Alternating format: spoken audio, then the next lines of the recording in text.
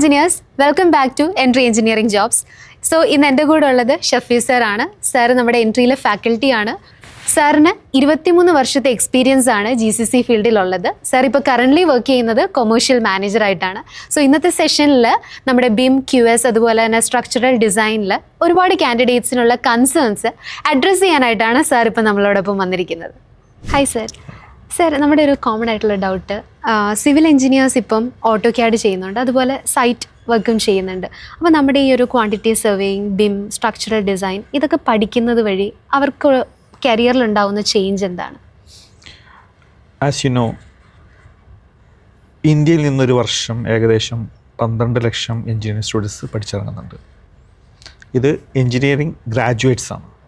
അതിന് പുറമെ നമുക്കുള്ളത് പോളിടെക്നിക്കിൽ നിന്ന് പഠിച്ചിറങ്ങുന്നുണ്ട്, ITയിൽ നിന്ന് പഠിച്ചിറങ്ങുന്നുണ്ട്. ഇങ്ങനെ ഇതെല്ലാം നമ്മൾ കാറ്റഗറൈസ് ചെയ്യുന്നത് എന്ത് വെച്ചിട്ടാണ്? ഒരു സിവിൽ ഫീൽഡ് എന്നുള്ള നിലക്കാണ് ഇതിനെല്ലാം നമ്മൾ കാറ്റഗറൈസ് ചെയ്യുന്നത്. ഈ 12 ലക്ഷത്തിൽ നിന്ന് കേരളത്തിൽ നിന്ന് പഠിച്ചിറങ്ങുന്നത് 52,000 സീറ്റാണ് കേരളത്തിൽ മൊത്തമുള്ളത്. അതിൽ ഏകദേശം 9,500 സീറ്റ്സാണ് സിവിൽ എഞ്ചിനീയറിങ്ങിനുള്ളത്. അത് ഞാൻ പറയുന്നതും ഇതും ഗ്രാജുവേറ്റ്സ് മാത്രമാണ്. അപ്പോൾ ഓരോ വർഷവും 9,500 സ്റ്റുഡൻസ് പഠിച്ചിറങ്ങുന്നുണ്ട്. ഈ പഠിച്ചിറങ്ങുന്നതിൽ നമ്മളെ എന്താണ് വ്യത്യസ്തനാക്കുന്നു എന്നുള്ളതാണ് യഥാർത്ഥത്തിൽ നമ്മുടെ ജോലി കിട്ടാനുള്ള പ്രോബബിലിറ്റിയെ ഇൻക്രീസ് ചെയ്യുന്നത്. അത് എന്ന് പറയുമ്പോൾ ഈവൻ ഏതെങ്കിലും ഒരു ഫീൽഡിലുള്ള സ്പെഷ്യലൈസേഷൻ, എസ്പെഷ്യലി ഇപ്പോൾ നിങ്ങൾക്കറിയാം ഇപ്പോഴുള്ള ഗ്രാജുവേറ്റ് സ്റ്റുഡൻസ് എന്ന് പറഞ്ഞാൽ it is a very limited സിലബസാണ് പഠിച്ചുകൊണ്ടിരിക്കുന്നത്. ഒരു 10 വർഷം മുന്നേ അല്ലെങ്കിൽ 15 വർഷം മുന്നുള്ള സിലബസ് അല്ല യഥാർത്ഥത്തിൽ ഇപ്പോൾ പഠിച്ചുകൊണ്ടിരിക്കുന്നത്. അപ്പോൾ ഇതിൽ വരുന്ന ഈ കുറവുകൾ യഥാർത്ഥത്തിൽ നമ്മൾ നികത്തപ്പെടേണ്ടതുണ്ട് ഏത് രൂപത്തിലായി കഴിഞ്ഞാലും ശരി. അപ്പോൾ നമ്മളെ സംബന്ധിച്ചിടത്തോളം ഈ കോമ്പറ്റിറ്റീവ്നെസ് കൂട്ടുക, നമ്മളുടെ പ്രോബബിലിറ്റി, ഓരോ ഇൻഡിവിജ്വൽ എന്നുള്ള നിലക്ക് നമ്മുടെ പ്രോബബിലിറ്റി കൂട്ടുക എന്നുള്ളതാണ് യഥാർത്ഥത്തിൽ ഇത്തരം QS കോഴ്സുകളായി കഴിഞ്ഞാലും ശരി, മറ്റ് ഡിഫറെൻറ്റ് കോഴ്സ് BIM ആയി കഴിഞ്ഞാലും ശരി, ഏതായി കഴിഞ്ഞാലും ശരി, അതിൻ്റെ നമ്മളുടെ probability of winning, probability of getting the job increase ചെയ്യിക്കുക എന്നുള്ളതാണ് ഇത്തരം സ്പെഷ്യലൈസേഷൻ കൊണ്ട് നമ്മൾ ഉദ്ദേശിക്കുന്നത്. സർ, ഈ BIM ആണെങ്കിലും QS ആണെങ്കിലും സ്ട്രക്ചറൽ ഡിസൈനൊക്കെ ആണെങ്കിലും ജോബ് പോസ്റ്റിങ്സിൻ്റെ സമയത്ത് എക്സ്പീരിയൻസ് ചോദിക്കുന്നുണ്ട്, 2-3 വർഷത്തെ എക്സ്പീരിയൻസ്. അപ്പോൾ ഒരു ഫ്രഷറിന് അല്ലെങ്കിൽ സൈറ്റ് എക്സ്പീരിയൻസ് ഒന്നും ഇല്ലാത്ത ഒരാൾക്ക് ഇതൊരു ചലഞ്ചായിരിക്കുമോ? ആ ഒരു ചലഞ്ചിനെ ടു എൻ എക്സ്റ്റെൻറ്റ് കവർ ചെയ്യുക എന്നുള്ളത് ആണ് യഥാർത്ഥത്തിൽ ഈ തരം കോഴ്സുകളിലൂടെ ഏത് തരത്തിലായി കഴിഞ്ഞാൽ QS ആയി കഴിഞ്ഞാലും ശരി, BIM ആയി കഴിഞ്ഞാലും ശരി, MEP ആയി കഴിഞ്ഞാലും ശരി, ഇതിനെ ടു എൻ എക്സ്റ്റെൻറ്റ് കവർ ചെയ്യുക. We cannot cover 100%. അപ്പോഴും നമ്മളെന്താ സംഭവിക്കുന്നത്? നമുക്ക് ഒരു ഇൻ്റർവ്യൂവിന് പോകുമ്പോൾ നമ്മൾക്ക് അവർ എക്സ്പെക്റ്റ് ചെയ്യുന്നത് എന്താണോ അത് നമുക്ക് ഡെലിവറി ചെയ്യാൻ സാധിക്കുന്നു എന്നുള്ളതാണ് യഥാർത്ഥത്തിൽ ഈ കോഴ്സുകൾ വഴി നമ്മൾ ചെയ്യുമ്പോൾ നമുക്ക് കിട്ടുന്ന ആഡഡ് അഡ്വാൻറ്റേജ് എന്ന് പറയുമ്പോൾ. അപ്പോൾ നമ്മൾ ഇപ്പോൾ പറഞ്ഞപ്പോൾ 9,500 സ്റ്റുഡൻസ് പഠിച്ചിറങ്ങുന്നതിൽ നിന്ന് നമ്മളെ വ്യത്യസ്തനാക്കി നിർത്തുക എന്നുള്ളത് നമ്മുടെ റെസ്പോൺസിബിലിറ്റിയാണ്. അത് വേറെ ആരും വന്ന് ചെയ്തു തരില്ല. അതിന് നമ്മൾ ഓരോരുത്തരും മുന്നോട്ട് വന്നു കഴിഞ്ഞാൽ മാത്രമേ അത് നടപ്പിലാക്കാൻ പറ്റുള്ളൂ. അതുകൊണ്ട് ഈ എക്സ്പീരിയൻസ് എന്നുള്ളത് നമ്മൾ ടു എൻ എക്സ്റ്റെൻറ്റ് കവർ ചെയ്യാൻ നമുക്ക് നമ്മളുടെ അഡീഷണൽ ക്വാളിഫിക്കേഷൻ റിയലി ഹെൽപ്ഫുൾ ആയിരിക്കും. സർ, കേരളത്തിൽ നോക്കുകയാണെങ്കിൽ നമ്മുടെ ഈ BIM-ഉം അതുപോലെ QS-ഉം SD ഒക്കെ പഠിച്ച് ഇതൊക്കെ അറിയാവുന്നൊരു എഞ്ചിനീയറും ഇതൊന്നും അറിയാത്തൊരു എഞ്ചിനീയർക്കും സാലറി ഡിഫറൻസ് ഉണ്ടാവും. ഉണ്ടെങ്കിൽ അത് ഏകദേശം ഏത് റേഞ്ചിൽ ഡിഫർ ചെയ്യും? ബേസിക്കലി ജോബ് ഓപ്പണിംഗ് എന്ന് പറഞ്ഞു കഴിഞ്ഞാൽ ഒരു കമ്പനിയിൽ ചെന്ന് പെടുന്നതിനെ അനുസരിച്ചാണ് നമ്മുടെ ജോബ് കരിയർ യഥാർത്ഥത്തിൽ ഡെവലപ്പ് ചെയ്യുന്നത്. ഞാനൊരിക്കലും ഒരു ക്വാണ്ടിറ്റി സർവേയർ ആകണമെന്ന് വിചാരിച്ച് എൻജിനീയറിംഗ് പാസ്സായിട്ടുള്ള ഒരാളല്ല. അത് അവിടെ ചെന്ന് എത്തിപ്പെട്ടു, അങ്ങനെ അതിൽ നിന്ന് ഡെവലപ്പ് ചെയ്തിട്ടുള്ള ആളാണ്. ഞാൻ ആദ്യം എസ്റ്റിമേഷൻ എഞ്ചിനീയറായിട്ട് സ്റ്റാർട്ട് ചെയ്തു, അതിനുശേഷം സൈറ്റ് ക്വാണ്ടിറ്റി സർവേയറായി. അപ്പോൾ ഇത് നമ്മളെ സംബന്ധിച്ചിടത്തോളം നമ്മൾ ഏതൊരു തരം എക്സ്പോഷറിലാണോ നമ്മൾ എത്തിപ്പെടുന്നത് അതാണ് യഥാർത്ഥത്തിൽ നമ്മളുടെ മുന്നോട്ടുള്ള വഴി നിശ്ചയിക്കുന്നത്. ഇപ്പോൾ നമ്മൾ എന്തൊക്കെ ക്വാളിഫിക്കേഷൻ ഉണ്ട് എന്ന് പറഞ്ഞു കഴിഞ്ഞാൽ ഒരുപക്ഷെ SDയിൽ സ്ട്രക്ചറൽ ഡിസൈനിൽ ഒരു അഡീഷണൽ ക്വാളിഫിക്കേഷൻ ഇല്ലാത്ത ഒരാളായിരിക്കാം ഒരുപക്ഷെ SDയിൽ അതിൻ്റെ ഡിസൈൻ ഫീൽഡിലോട്ട് കയറി പോകുന്നത്. അതേപോലെ തന്നെ QSSൽ ക്വാളിഫിക്കേഷൻ ഉണ്ട്, അതിൽ അഡീഷണൽ ക്വാളിഫിക്കേഷൻ എത്തി ഒരുപക്ഷെ അയാൾ ചെന്നപ്പെടുന്നത് എവിടെ ആയിരിക്കും? സൈറ്റ് മാനേജ്മെൻറ്റിലായിരിക്കും. അപ്പോൾ കൺസ്ട്രക്ഷൻ മാനേജ്മെൻറ്റിലായിരിക്കും അയാൾ അവിടെ എത്തിപ്പെടുന്നത്. അപ്പോഴെന്താ സംഭവിക്കുന്നത്? ഈ QS നോളജ് വളരെ ഒരു എക്സ്റ്റെൻറ്റിലോട്ട് അവരെ ഡേ ടു ഡേ കൺസ്ട്രക്ഷൻ മാനേജിൽ അവരെ ഹെൽപ്പ് ചെയ്യും. സെയിം തിങ് SD-യിൽ നിങ്ങൾക്ക് ഒരു ക്വാളിഫിക്കേഷൻ ഉണ്ടെന്നുണ്ടെങ്കിൽ സൈറ്റിൽ വരുന്ന സ്ട്രക്ചറലി വരുന്ന ഡിസൈൻ ഫോൾട്ടുകൾ അല്ലെങ്കിൽ ഡിസൈൻ റെക്ടിഫിക്കേഷൻസിന് നമുക്ക് ഇമ്മീഡിയറ്റ് ആയിട്ട് അഡ്രസ്സ് ചെയ്യാൻ പറ്റും. അപ്പോൾ നമ്മളെ സംബന്ധിച്ചിടത്തോളം ഈ കോഴ്സസുകൾ എന്നുള്ള തരത്തിൽ നമ്മുടെ അസറ്റുകളാണ്, ഓരോ തരത്തിലുള്ള അസറ്റുകളാണ്. അത് ഒരു വേയിൽ അല്ലെങ്കിൽ മറ്റൊരു വേയിൽ നിങ്ങളുടെ യഥാർത്ഥത്തിൽ തീർച്ചയായും അത് ഹെൽപ്ഫുൾ ആക്കും. അത് ഹെൽപ്ഫുൾ ആയിട്ടേ ഇന്ന് വരെ ഉണ്ടായിട്ടുള്ളൂ. അത് ഡ്രോയിങ് മുതൽ ഡിസൈൻ കൺസെപ്റ്റ് മുതൽ ഇതിൻ്റെ അവസാനം വരെ ഈ പ്രൊജക്റ്റ് ഹാൻഡ് ഓവർ ചെയ്യുന്ന സമയം വരെയുള്ള ഡിഫറെൻറ്റ് ഗ്രേഡുകളിലുള്ള ഡിഫറെൻറ്റ് ട്രേഡുകളിലുള്ള എൻജിനീയേഴ്സിനെ നമുക്ക് കാണാൻ കഴിയും. അങ്ങനെയുള്ളവരിൽ നമ്മുടെ ഈ അഡീഷണൽ ക്വാളിഫിക്കേഷൻ നമുക്ക് തീർച്ചയായും നമ്മുടെ കരിയർ പാത്തിനെ ഹെൽപ്ഫുൾ ആയിരിക്കും. സർ, കുറച്ച് പേർക്കൊരു ഡൗട്ട് ഉള്ളത്, നമ്മൾ ഈ കോഴ്സ് ചെയ്താൽ നമുക്ക് സർട്ടിഫിക്കറ്റ് കിട്ടും, അത് ഇൻ്റർവ്യൂവിൻ്റെ കേസിൽ വരുമ്പോഴത്തേക്കും കമ്പനീസ് എന്താണ് ഇവരുടെ ക്വാളിറ്റീസ് പ്രിഫർ ചെയ്യുന്നുണ്ടാവുക? ഒരു QSനെ സംബന്ധിച്ചിടത്തോളം ഏറ്റവും വലുത് വേണ്ടത് എന്ന് പറഞ്ഞു കഴിഞ്ഞാൽ അവരുടെ അനലിറ്റിക്കൽ സ്കില്ലാണ്. അത് എത്രമാത്രം പഠിച്ചെടുക്കാൻ പറ്റുന്നോ അല്ലെങ്കിൽ എത്രമാത്രം എക്സ്പ്രസ് ചെയ്യാൻ പറ്റുന്നോ. അതായത് അനലിറ്റിക്കൽ സ്കിൽ എന്ന് പറയുമ്പോൾ ഞാൻ സാധാരണ പറയാറുണ്ട്, നിങ്ങൾക്ക് ഡ്രോയിങ് ഉണ്ട് എന്നുണ്ടെങ്കിൽ drawing is a pictorial representation of the project. Specification എന്ന് പറഞ്ഞാൽ എന്താണ്? അതിൻ്റെ തിയറിറ്റിക്കൽ എക്സ്പ്ലനേഷനാണ്. അതിൻ്റെ ന്യൂമറിക്കൽ റെപ്രസെൻറ്റേഷനാണ് യഥാർത്ഥത്തിൽ ബിൽ ഓഫ് ക്വാണ്ടിറ്റീസ് എന്ന് പറയുന്ന ഒരു പർട്ടിക്കുലർ സെഷൻ വരുന്നത്. അപ്പോൾ ഇത്തരം സ്പെസിഫിക് ആയിട്ടുള്ള ടേമുകളെ പരിചയപ്പെടുകയും അതുവഴി ഓരോ സ്റ്റെപ്പ് ബൈ സ്റ്റെപ്പായിട്ട് നമ്മുടെ കരിയറിനെ നമ്മൾ ബിൽഡ് ചെയ്യുകയും ചെയ്ത് കഴിഞ്ഞ് കഴിഞ്ഞാൽ നമ്മളുടെ ഈ അനലിറ്റിക്കൽ സ്കില്ല് ഓട്ടോമാറ്റിക്കലി എൻഹാൻസ്ഡ് ആവും. അതായിരിക്കും എസ്പെഷ്യലി ഒരു QS എന്നുള്ള നിലക്ക് ഒരു എംപ്ലോയർ നമ്മളിൽ നിന്ന് എക്സ്പെക്ട് ചെയ്യുന്നത്. സർ, ഒരു സിവിൽ എഞ്ചിനീയറിംഗ് സ്റ്റുഡൻറ്റ് ഇപ്പം എഞ്ചിനീയറിങ്ങിന് പഠിക്കുന്ന ഒരാൾക്ക് ഫ്യൂച്ചറിൽ ക്വാണ്ടിറ്റി സർവേയർ ആകാൻ ആഗ്രഹം ഉണ്ടെങ്കിൽ അയാൾ ഇപ്പോഴേ അയാളിൽ ഡെവലപ്പ് ചെയ്യേണ്ട സ്കിൽ സെറ്റുകൾ എന്തെങ്കിലും ഉണ്ടോ? ഒരു സിവിൽ എഞ്ചിനീയർ എന്നുള്ള നിലക്ക് നമ്മളുടെ പ്രോസ്പെരിറ്റി എന്ന് പറയുമ്പോൾ സാധാരണ നിലക്ക് പറയുകയാണെന്നുണ്ടെങ്കിൽ അതിൻ്റെ ആ ഒരു ഗ്രാജുവൽ ഡെവലപ്മെൻറ്റ് എന്ന് പറഞ്ഞു കഴിഞ്ഞാൽ ഒരു പക്ഷേ സൈറ്റ് എഞ്ചിനീയർ ആവാം, അതിനുശേഷം വേണമെങ്കിൽ പിന്നെ പ്രൊജക്ട് മാനേജർ ആവാം, പ്രൊജക്ട് ഡയറക്ടർ ആവാം. ആ നിലക്കായിരിക്കും അവരുടെ പ്രൊഗ്രഷൻ എന്ന് പറയുന്നത്. അപ്പോൾ നമ്മളെ സംബന്ധിച്ചിടത്തോളം ഒരു QS എന്നുള്ള നിലക്ക്, ക്വാണ്ടിറ്റി സർവേയർ എന്നുള്ള നിലക്ക് അതിലെ ഓരോ ഐറ്റംസും, അതായത് ഒരു പ്രൊജക്റ്റിനെ സംബന്ധിച്ചിടത്തോളം അതിലെന്തൊക്കെയാണുള്ളത് എന്നുള്ളതും ഏതൊക്കെ ടൈപ്പാണുള്ളത് എന്നുള്ളതും ഏതൊക്കെ തരത്തിലാണ് അതിൻ്റെ കോസ്റ്റ് വരുന്നത് എന്നുള്ളതും അതുപോലെ തന്നെ അതിൻ്റെ ഫൈനൽ എമൗണ്ട് എത്രയാണെന്നുള്ളതും അതിൽ നിന്ന് ഏത് സൈഡിലാണോ നിങ്ങൾ വർക്ക് ചെയ്യുന്നത് ആ സൈഡിൽ അവരുടെ എത്രയാണ് അവരുടെ പ്രോഫിറ്റബിലിറ്റി എന്നുള്ളതും കൃത്യമായിട്ട് മനസ്സിലാക്കിയിരുന്നു കഴിഞ്ഞ് കഴിഞ്ഞാൽ നമുക്ക് എങ്ങനെയാണ് ആക്ട് ചെയ്യേണ്ടതെന്നുള്ളത് നമുക്ക് മനസ്സിലാവും. ഇപ്പോൾ ഒരു കാര്യത്തെക്കുറിച്ച് കൃത്യമായിട്ടൊരു അറിവില്ലെങ്കിൽ നമുക്ക് എങ്ങനെയാണ് ആക്ട് ചെയ്യേണ്ടത് എന്നുള്ള കൃത്യമായിട്ടൊരു ഐഡിയ കിട്ടില്ല.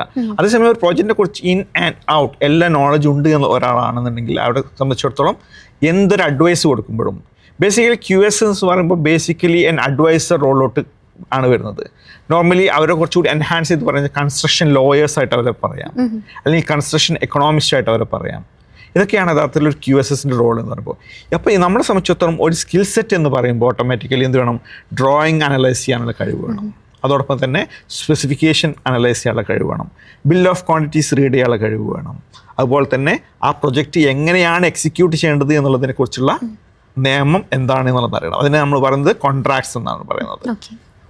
അപ്പോൾ കൺസ്ട്രക്ഷൻ കോൺട്രാക്ട്സിനെ കുറിച്ചും കൺസ്ട്രക്ഷൻ ഡ്രോയിങ്ങിനെ കുറിച്ചും കൺസ്ട്രക്ഷൻ സ്പെസിഫിക്കേഷനെ കുറിച്ചും കൃത്യമായിട്ടുള്ള, അതായത് ഡീറ്റെയിൽ ആയിട്ടുള്ള നോളജ് അയാൾക്ക് ഉണ്ട് എന്നുണ്ടെങ്കിൽ ഡെഫിനറ്റ്ലി ആ ഫീൽഡ് അയാൾക്ക് റേസ് ചെയ്യാൻ കഴിയും. സർ, RICSനെ കുറിച്ചിട്ട് ഒന്ന് എക്സ്പ്ലെയിൻ ചെയ്യാം, അത് ഫ്യൂച്ചറിൽ ബിൽഡ് ചെയ്യുന്ന ഓപ്പർച്യൂണിറ്റീസിനെ കുറിച്ചും. RICS എന്ന് പറഞ്ഞാൽ royal institute of chartered surveyor's. Especially ഇപ്പോൾ നമുക്കറിയാം എല്ലാത്തിലും അവർക്ക് അവരുടേതായ ചാർട്ടേഡ്നെസ് ഉണ്ട്. ചാർട്ടേഡ് അക്കൗണ്ടൻറ്റിനെ കുറിച്ച് കേട്ടിട്ടുണ്ടായിരിക്കും, അല്ലെങ്കിൽ മറ്റു പല ചാർട്ടേഡ് പൈലറ്റ്, അങ്ങനെ പലതരത്തിലും ചാർട്ടേഡ് എന്നതിനെക്കുറിച്ച് പാട്ട് കേട്ടിട്ടുണ്ടായിരിക്കും. അതുപോലെ തന്നെ ക്വാണ്ടിറ്റി സർവേയേഴ്സിന് അവർക്ക് അവരുടെ ഫീൽഡിലുള്ള എക്സ്പെർട്ടൈസ് തെളിയിക്കാനുള്ള ഒരു ബോഡിയാണ് RICS എന്ന് പറയുന്നത്. ഇറ്റ് ഈസ് ലൊക്കേറ്റഡ് ഇൻ ലണ്ടനാണ്. അവർ ഇഷ്യൂ ചെയ്യുന്ന ഒരു സർട്ടിഫിക്കറ്റ് എന്ന് പറഞ്ഞു കഴിഞ്ഞാൽ ഇറ്റ് വിൽ ബി കൺസിഡർ ഒരു RICS ഉള്ള ഒരാളും RICS ഇല്ലാത്ത ഒരാളും ഒരു ജോബിന് ചെന്ന് കഴിഞ്ഞാൽ first preference will be given to RICS മെമ്പറിനാണ് കൊടുക്കുന്നത്. അപ്പോൾ RICS മെമ്പർ ആവാൻ പല റൂട്ട്സുകളുണ്ട്, പല വേർഷൻസ് ഉണ്ട്. അതിന് നമുക്ക് എഞ്ചിനീയറിംഗ് ഗ്രാജുവേറ്റ്സ് റൂട്ട്സ് ഉണ്ട്. എസ്പെഷ്യലി ഇന്ത്യയിൽ അതിൽ റൂട്ട്സ് എന്ന് പറഞ്ഞു കഴിഞ്ഞാൽ കുറച്ച് കൂടുതലുണ്ട്. അതിൽ ഡയറക്റ്റ്ലി ഒരു ഗ്രാജുവേഷൻ കഴിഞ്ഞ ഒരാൾക്ക് ഡയറക്റ്റ്ലി പോയിട്ട് എൻറോൾ ചെയ്യാൻ പറ്റില്ല. They have to acquire minimum 5 years or 10 years of experience Indian graduate ആണെന്നുണ്ടെങ്കിൽ. അതേസമയം ഫോറിൻ ഗ്രാജുവേറ്റ് ആണെന്നുണ്ടെങ്കിൽ ദേ ക്യാൻ ഗെറ്റ് ഇമ്മീഡിയറ്റ്ലി എക്സ്പീരിയൻസിൻ്റെ ആവശ്യമില്ല. അത് എസ്പെഷ്യലി UK ഡിഗ്രി അല്ലെങ്കിൽ അമേരിക്കൻ ഡിഗ്രി അങ്ങനെയുള്ള ഡിഗ്രി ആണെന്നുണ്ടെങ്കിൽ അതിൻ്റെ ആവശ്യമില്ല. ഓക്കെ സർ, നമ്മുടെ ക്വാണ്ടിറ്റി സർവേയറിൽ തന്നെ നമുക്ക് സീനിയർ റോൾസും ഉണ്ട്, ജൂനിയർ റോൾസും വരുന്നുണ്ട്. ഇത് തമ്മിലുള്ള ഡിഫറൻസ് എന്താണ്? അവരുടെ വർക്ക് റോളിലും ഒക്കെ ഡിഫറൻസ് ഉണ്ടാവുന്നുണ്ടോ? അതിൽ ഞാൻ എൻ്റെ എക്സാമ്പിൾ വെച്ച് പറയാം. ഞാൻ സ്റ്റാർട്ട് ചെയ്തത് എസ്റ്റിമേഷൻ ഡിപ്പാർട്ട്മെൻറ്റിലെ ഒരു ക്വാണ്ടിറ്റി എന്യൂമറേറ്റർ ആയിട്ടാണ്. അതായത് ക്വാണ്ടിറ്റി എടുക്കുക, ആ പ്രൊജക്റ്റിന് ആവശ്യമായിട്ടുള്ള ക്വാണ്ടിറ്റീസ് എടുക്കുക എന്നുള്ളതാണ്. ഇത് ബേസിക്കലി നമുക്കൊരു ഇനീഷ്യൽ റോളായിട്ട് പറയാം, അതായത് ഏർലി റോൾസ് ആയിട്ട് പറയാം. പിന്നെ ഒന്നുള്ളതെന്ന് പറഞ്ഞാൽ ക്വാണ്ടിറ്റി സർവേയിങ്, അത് ക്വാണ്ടിറ്റി ടേക്ക് ഓഫ് കഴിഞ്ഞ് കഴിഞ്ഞാൽ it has to be turn into a final product. അതാണ് അതിൻ്റെ എസ്റ്റിമേഷൻ എന്ന് പറയുന്നത്. അപ്പോൾ എസ്റ്റിമേഷൻ എഞ്ചിനീയർ, ജൂനിയർ ലെവലിൽ എസ്റ്റിമേഷൻ എഞ്ചിനീയർ എന്ന് പറഞ്ഞാൽ ഒരു ഇനീഷ്യൽ റോളായിട്ട് നമുക്ക് കണക്കാക്കപ്പെടാം. ഇനി അത് സൈറ്റിലോട്ട് പോകണമെങ്കിൽ സൈറ്റിൽ പോയി കഴിഞ്ഞാൽ we have to administer this contract. അവിടെയും സ്റ്റാർട്ടിംഗ് റോൾ എന്ന് പറയുന്നത് അതിന് വേണ്ട ഇൻട്രീം പേയ്മെൻറ്റ് അപ്ലിക്കേഷൻസ്, അതുവേണ്ട day to day contractual administration, ഇതാണ് അവർ ചെയ്തുകൊണ്ടിരിക്കുന്നത്. ഇനി ഇതിൻ്റെ സീനിയർ ലെവൽ എന്ന് പറയുമ്പോഴോ, first of all they have to monitor what it is done, it is been correct, 100% കറക്റ്റാണെന്ന് ഉറപ്പ് വരുത്തണം. കാരണം it has been going to the next level. അത് ഓരോ ലെവലാണുള്ളത്. അപ്പോൾ നെക്സ്റ്റ് ലെവലിലോട്ട് പോകുമ്പോൾ എന്തെങ്കിലും ക്വസ്റ്റ്യൻസ് വരികയാണെങ്കിൽ he has to prepare for that one. അപ്പോൾ അങ്ങനെ വരുമ്പോൾ ആ ഇതിന് കൃത്യമാണ് എന്ന് ഉറപ്പ് വരുത്തേണ്ടത് ഇയാളുടെ റെസ്പോൺസിബിലിറ്റി. അപ്പോൾ he may have to recalculate, he may have to sit with him. അപ്പോൾ എന്താണോ വേണ്ടത് അത് നമ്മൾ ചെയ്യേണ്ടി വരും. ഇനി അത് ചെയ്തതിന് ശേഷം അത് നമ്മൾ തൊട്ട് മേലുള്ള ആളുകൾക്ക് പ്രസൻറ്റ് ചെയ്യണം. അപ്പോൾ ഇപ്പോൾ ഉദാഹരണം പറയുകയാണെങ്കിൽ ഒരു ടെൻഡർ വന്നു. ആ ടെൻഡറിൽ ഇപ്പോൾ ഏർലി ക്വാണ്ടിറ്റി സർവേയർ എന്ത് ചെയ്യും? അതിൻ്റെ ക്വാണ്ടിറ്റി എടുക്കും. എസ്റ്റിമേഷൻ എഞ്ചിനീയർ ചെയ്യും അതിന് വേണ്ട ഡാറ്റാസ്, അവർക്ക് വേണ്ട സബ് കോൺട്രാക്ടേഴ്സിന് വേണ്ടത് മെറ്റീരിയൽസിൻ്റെ പ്രൈസ്, ഇതെല്ലാം കളക്ട് ചെയ്യുകയും അതൊരു പാക്കാക്കിയിട്ട്, അതായത് ഓരോ ഐറ്റത്തിനും ഇത്ര ഇത് ഇപ്പോൾ നമ്മൾ സാധാരണ പറയും ഇത്ര സിമെൻറ്റ് വേണം, ഇത്ര കല്ല് വേണം, ഇത് എക്സാക്ട്ലി കാൽക്കുലേറ്റ് ചെയ്യും. ആ കാൽക്കുലേറ്റിനനുസരിച്ചുള്ള പ്രൈസ് ഇടുകയും ചെയ്യും. അപ്പോൾ അതിന് തൊട്ട് മേലുള്ള മാനേജേഴ്സ് അല്ലെങ്കിൽ സീനിയർ ലെവൽ പീപ്പിൾ എന്താ ചെയ്യുന്നത്? They have to analyse each one. അതായത് ഈ റേറ്റ് പ്രിപ്പയർ ചെയ്തത് കറക്റ്റ് ആണോ, they have to verify with the drawing. അതുപോലെ തന്നെ ക്വാണ്ടിറ്റി ടേക്ക് ഓഫ് എടുത്തത് കറക്റ്റ് ആണോ ആണെങ്കിൽ, അതുപോലെ തന്നെ ഈ എസ്റ്റിമേഷനിൽ നിന്ന് എന്തൊക്കെയാണ് ആഡ് ഓൺ ചെയ്യേണ്ടത്. അതായത് ഇതിലുള്ളത് ഡ്രൈ കോസ്റ്റ് ആണ്, ഇതിൻ്റെ മേലെ എന്ത് ആഡ് ചെയ്തിട്ടാണ് മാനേജ്മെൻറ്റിനോട് പ്രസൻറ്റ് ചെയ്യേണ്ടതെന്ന് തീരുമാനിക്കപ്പെടേണ്ടതുണ്ട്. അപ്പോൾ ഇതെല്ലാം തീരുമാനിക്കുന്നത് ഇവിടുന്ന് അങ്ങോട്ട്, അതായത് ക്വാണ്ടിറ്റി സർവേയും ക്വാണ്ടിറ്റി ടേക്ക് ഓഫും എസ്റ്റിമേഷൻ കഴിഞ്ഞാൽ പിന്നെ ചെയ്യുന്നത് എന്താണ്? അതിൻ്റെ മേലെ വരുന്ന ഐറ്റംസിന് ആഡ് ചെയ്യുക എന്നുള്ളതാണ്. അത് ഈ ജൂനിയർ ക്വാണ്ടിറ്റി സർവേസിനെ സംബന്ധിച്ചിടത്തോളം അതിനെക്കുറിച്ച് അറിവേ ഉണ്ടാവില്ല ചിലപ്പോൾ, എന്താണ് അവിടെ സംഭവിക്കുന്നത് എന്നുള്ളത്. അപ്പോൾ അതിനെ ഡിറ്റർമിൻ ചെയ്യുന്നത് ഇവരുടെ മിഡ് കരിയർ അല്ലെങ്കിൽ സീനിയർ ലെവലുള്ളവരുടെ മാനേജ്മെൻറ്റ് സ്കില്ലും അതോടൊപ്പം തന്നെ ഈ കോൺട്രാക്ച്വൽ നോളജ്. ഇപ്പം നമ്മളിപ്പോൾ 2 സ്റ്റേജ് പറഞ്ഞാലും നമ്മൾ അതിൻ്റെ കോൺട്രാക്ട്സിനെ കുറിച്ച് പറഞ്ഞിട്ടില്ല. യഥാർത്ഥത്തിൽ ഒരു പ്രൊജക്റ്റ് എങ്ങനെയാണ് വേണ്ടത് എന്നുള്ളത് ഡ്രോയിങ്ങിലുണ്ട്, എന്ത് മെറ്റീരിയലാണ് യൂസ് ചെയ്യേണ്ടത് എന്നുള്ളത് അതിൻ്റെ സ്പെസിഫിക്കേഷനിലുണ്ട്, എങ്ങനെയാണ് അത് എക്സിക്യൂട്ട് ചെയ്യേണ്ടതെന്നുള്ളതാണ് യഥാർത്ഥത്തിൽ കണ്ടീഷൻസ് ഓഫ് കോൺട്രാക്ട് എന്ന് പറയുന്നത്. അപ്പോൾ ഈ കണ്ടീഷൻസ് ഓഫ് കോൺട്രാക്ട് പ്രകാരം ഇതിനെ പ്രൈസ് ചെയ്യണം. അല്ലാതെ വെറുതെ അതൊരു ഇൻഡിവിജ്വൽ ഒരു കോൺക്രീറ്റും പിന്നെ ടൈലുമായിട്ട് പ്രൈസ് ചെയ്ത് കഴിഞ്ഞാൽ ആ പ്രൊജക്റ്റ് സക്സസ്ഫുൾ ആവില്ല. അപ്പോൾ they have to know everything about the project. അതാണ് സീനിയർ ലെവലും ജൂനിയർ ലെവലും തമ്മിലുള്ള ഡിഫറൻസ് ആയിട്ട് നമുക്ക് പറയാൻ പറ്റുന്നത്. സാർ, ഇപ്പം AI ഓട്ടോമേഷൻ ഒക്കെ വന്നിട്ടുണ്ടല്ലോ, അത് ഈ ഒരു ജോബ് റോളിനെ എഫക്റ്റ് ചെയ്യുമോ? ബേസിക്കലി നമുക്കതിനെ 2-3 തരംതിരിക്കാം. ഒന്ന് എന്ന് പറഞ്ഞു കഴിഞ്ഞാൽ അതിൻ്റെ കോൺട്രാക്ച്വൽ ഐറ്റംസ് ആണ്.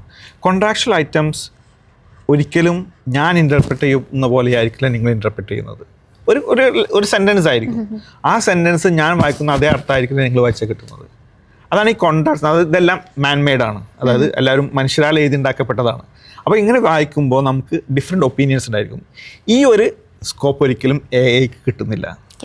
അവർക്ക് ഒരൊറ്റ സ്പെസിഫിക് പോയിന്റ്സ് ആണ്, ഇതിങ്ങനെയാണ് അതിങ്ങനെ, അല്ലാതെ അതിനിടക്ക് നിന്നുള്ള ഒരു തോട്ട് അവർക്ക് വരില്ല. അത് കോൺട്രാക്ട്സിനെ സംബന്ധിച്ചിടത്തോളം സെക്യൂർഡ് ആണ്. അത് okay, we may have use it, എന്തിനു വേണ്ടി നമ്മൾ ഡ്രാഫ്റ്റ് ചെയ്യാൻ വേണ്ടി യൂസ് ചെയ്യാം, പക്ഷേ അതിന് വേണ്ട പോയിൻറ്റ്സ്, കീ പോയിൻറ്റ്സ്, എന്താണ് നമ്മൾ എക്സ്പ്രസ് ചെയ്യാൻ ഉദ്ദേശിക്കുന്നത് എന്നുള്ളതിനെ കൃത്യമായിട്ട് നമ്മൾ തന്നെ ഒരു മനുഷ്യ ബുദ്ധി തന്നെ അല്ലെങ്കിൽ മനുഷ്യൻ ഇരുന്ന് ചെയ്ത് കഴിഞ്ഞാൽ അത് ഐഡൻറ്റിഫൈ ചെയ്യാൻ പറ്റുള്ളൂ.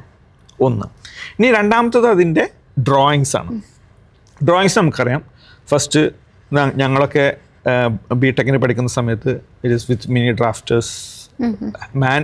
അത് മനുഷ്യനെ ഇരുന്ന് വരച്ചുണ്ടാക്കണമായിരുന്നു, ഓരോ ലൈനും ഓരോ ഡോട്ടും എല്ലാം. അതിനുശേഷം കുറച്ചെത്തിയപ്പോഴത്തേനും ഇപ്പോഴത്തെ സിലബസിൽ മിനി ഡ്രാഫ്റ്റേഴ്സ് യൂസ് ചെയ്യുന്നുണ്ടോ എനിക്കറിയില്ല, കുറവാണ് ചാൻസ് ഉള്ളത്. കാരണം വെച്ചാൽ ഓട്ടോകാഡ് ഡയറക്റ്റ് യൂസ് ചെയ്യുന്നുണ്ട്, കാരണം അതിൻ്റെ ആവശ്യമുള്ളൂ. ഇപ്പോൾ CAD യൂസ് ചെയ്യുന്നത്. അപ്പോൾ ഈ CAD യൂസ് ചെയ്യുമ്പോൾ എന്ത് ചെയ്തു, അപ്പോൾ അതിനുശേഷം തോന്നുന്നു അതിനും എൻഹാൻസ്മെൻറ്റ്, അത് റെവിറ്റിലോട്ട് മാറി, പിന്നെ സിവിൽ 3D മാറി, അങ്ങനെ അതും മാറി. അപ്പോൾ അത് അവിടെ തന്നെ 3D ആയിട്ട് ഡെവലപ്പ് ചെയ്യപ്പെടുകയാണ്. അപ്പോൾ അത് ഒരു ഗ്രാജുവൽ ഡെവലപ്മെൻ്റ് ആണത്.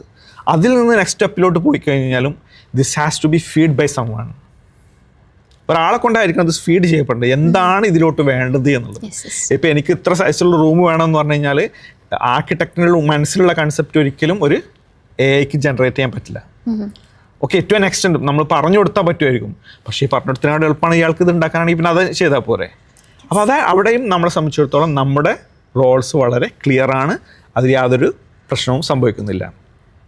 ഇനി ഒന്ന് വരുന്നതെന്ന് വെച്ച് കഴിഞ്ഞാൽ ഇതിൻ്റെ ക്വാണ്ടിറ്റി ടേക്ക് ഓഫ് അല്ലെങ്കിൽ എസ്റ്റിമേഷൻ എന്നുള്ളതാണ്. എസ്റ്റിമേഷൻസിന് ഒരുപാട് സോഫ്റ്റ്വെയർസ് അവൈലബിൾ ആണ്. ഇതിൽ നമുക്ക് അവർ നമ്മളെ ഹെൽപ്പ് ചെയ്യുന്ന യഥാർത്ഥത്തിൽ നമ്മളുടെ ഡാറ്റാബേസ് ഡെവലപ്മെൻറ്റിനാണ്. അതായത് ഇപ്പോൾ 5 കൊല്ലങ്ങളായിട്ട് സിമെൻറ്റിൻ്റെ പ്രൈസിൻ്റെ വരുന്ന ഫ്ലക്ച്വേഷൻസ് എന്താണ്, അല്ലെങ്കിൽ കഴിഞ്ഞ 5 കൊല്ലമായിട്ട് സ്റ്റീൽ പ്രൈസിൽ വരുന്ന ഫ്ലക്ച്വേഷൻസ്, ഇത് അനലൈസ് ചെയ്ത് നമുക്ക് റിസൾട്ട് കിട്ടിക്കഴിഞ്ഞാൽ we can use it very easily into the estimation. അപ്പോൾ അവിടെയും എന്താ സംഭവിക്കുന്നത്, നമ്മുടെ റോള് സെക്യൂർഡാണ്. ഇത് നമ്മളെ സംബന്ധിച്ചിടത്തോളം ഇത് ജസ്റ്റ് ഒരു കോഡിങ്ങിലോട്ടോ അല്ലെങ്കിൽ പിന്നെ ഇപ്പോൾ നമ്മൾ പറയുന്ന ഇൻഫർമേഷൻ ടെക്നോളജിയിൽ അല്ലെങ്കിൽ AI വരുന്നതിനെയോ മറ്റ് ഫീൽഡുകളെ എഫക്റ്റ് ചെയ്യുന്ന പോലെ ഇതിൽ എഫക്റ്റ് ചെയ്യാനുള്ള ചാൻസസ് വളരെ കുറവാണ്. പക്ഷേ we have to adapt it. അതായത് നമ്മൾക്ക് ഇപ്പോൾ AI കൂടി അറിയുന്ന ഒരാളാണ് എന്നുണ്ടെങ്കിൽ നമുക്ക് കുറച്ചുകൂടി അഡ്വാൻറ്റേജ് ആയിട്ട് വരും അത് ഓട്ടോമാറ്റിക്കലി. സോ നമ്മൾ കോമൺ ആയിട്ടുള്ള കൺസേൺസ് എല്ലാം തന്നെ സർ ത്രൂ അഡ്രസ്സ് ചെയ്തിട്ടുണ്ട്. അപ്പം ഈ ഒരു സെഷൻ എല്ലാവർക്കും ഇഷ്ടമായെങ്കിൽ ഈ വീഡിയോ ഉറപ്പായിട്ടും ലൈക്ക് ചെയ്യുക. നിങ്ങളുടെ കൺസേൺസ് ഉണ്ടെങ്കിൽ ജസ്റ്റ് കമൻറ്റിൽ ഡ്രോപ്പ് ചെയ്യുക. Thank you sir. Thank you.